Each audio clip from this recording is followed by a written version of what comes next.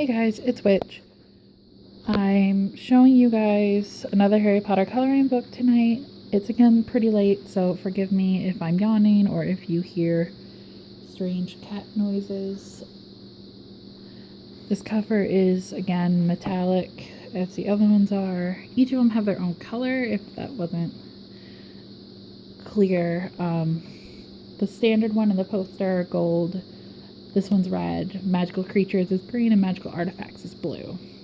So this is one my cats had a go at, unfortunately, which I'm really sad about, but luckily they only ruined kind of the outside. They didn't really do too much damage to the inner pages, which I think is what's the most important, but I know it kind of stinks because I just like to keep this kind of stuff in a really nice condition. But it was my own fault for leaving it where they could get it. So, and they do all have the same page right here, but in the different colors. So it starts out with this little intro, which you can pause right now and read if you want. This picture of the burrow. And then right into Diagon Alley with Hagrid. Here we go already with the 2-page spreads. If you watched my last video, you know they did include quite a few 2-page spreads in here, which, here's another one, I have mixed feelings about because I do really like the larger scenes, but at the same time, because of the centerfold, you're missing, you're missing half a person here. And in a lot of instances, you're missing things that I would argue are fairly important. So as you can tell, a lot of these are based off of the movie designs, the movie stills, etc. Here's the front door of Hogwarts with the crest and stuff on it. There's Dolores interrupting Dumbledore, who looks very sullen about the whole situation.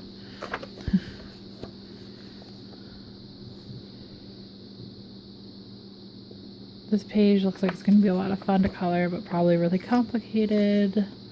Here's some of the portraits. I think this one will be fun too. So, this one is places and characters. I just wanted to double check because I was like, a lot of characters in here, but I couldn't remember if it was places and characters or if it was supposed to be just places. So here's one of the very few pictures of Ginny we get to see in this whole thing, unfortunately. And here's a really awesome one of Hermione as well, with her time turner. McGonagall's class.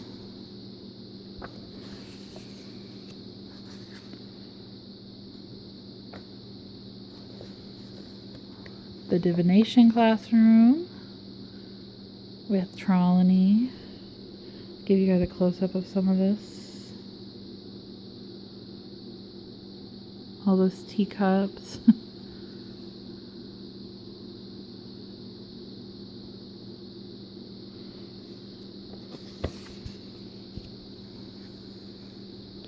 Whoopsies. There's Luna. She's one of my favorite characters, and I love these little details they put in there. There's some tea leaves and stuff, teacups. The greenhouses. So another one where I'm like, this fold is the worst. So yeah, it does seem like there's a lot of 2-page spreads in this one too. I said in the last video I wasn't sure how many there were outside of that book, but it looks like at least in this book as well there is quite a few. Here's Snape. If you guys don't really know yet, but he's also one of my favorite characters. I know there's a lot of controversy and debate about him, but I've liked him since book 1. He's very much my favorite kind of I guess twisted bad guy type. So even though he ended up being arguably good in the end, I don't know. He's still my favorite type of character.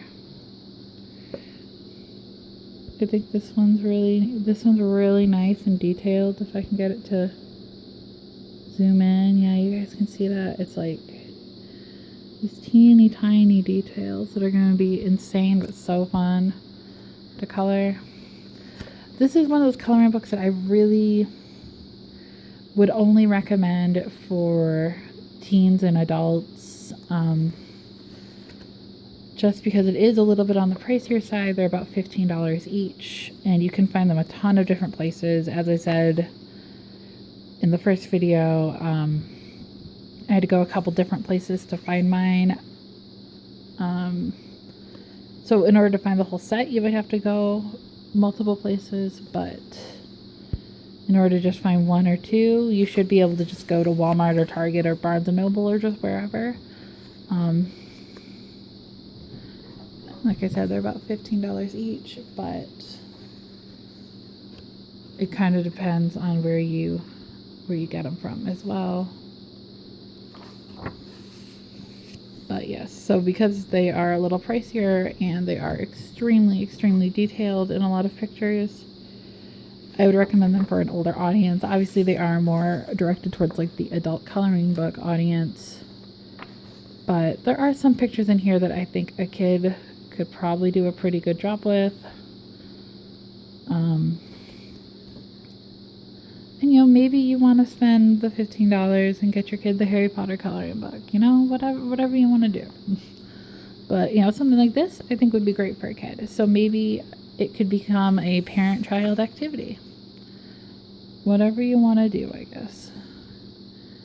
I personally don't have any kids, so this is going to be a me and me activity, which is my favorite kind. I love this picture. It's so detailed. It's another 2-page spread.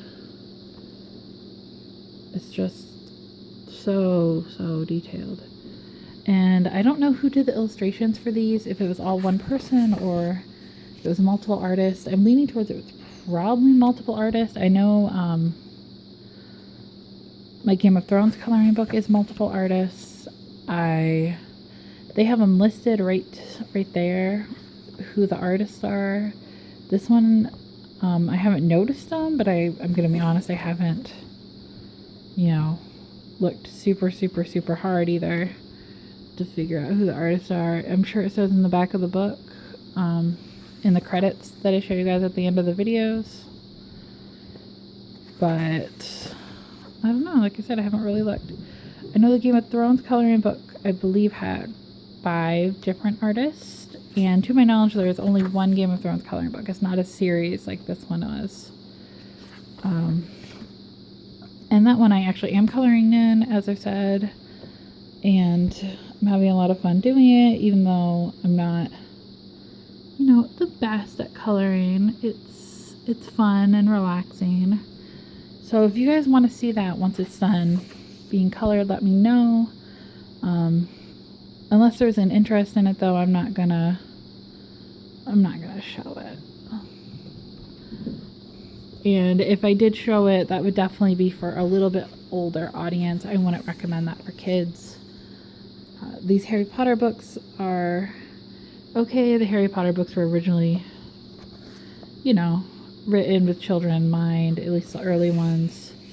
So while there are some scarier pages, especially in the Magical Creatures book, they're not too bad. So if your kid is sat through the movies, or if you're younger and you've sat through the movies, these are really not going to be a big deal. But for anybody who's seen Game of Thrones, you know, it's a little bit older. It's a little bit older of an audience, so I maybe wouldn't recommend it for my younger viewers. But I really like this spread. Sorry about the noise. Like I said, my cats are up and they're being pretty crazy, but I really like this spread. They use Nagini as the frame, and then they've got the Horcruxes in the background. And then once again, they've included concept art and movie stills that relate to the drawings that were attached, that were included, I guess is a better word, which is why I'm not positive, this is why I think they didn't include the artist as obviously as they have for some of the other fandom coloring books I've seen, because they just, you know, a lot of it's literally just redraws of movie shots or concept art, line arts basically. So here is, once again, the credits page. If you want to read it, pause it now and do that. Oh, here's the, so if you do want to know, here's the artists. There's 1, 2, 3, 4, 5, 6, 7 artists included in this book, and there's also some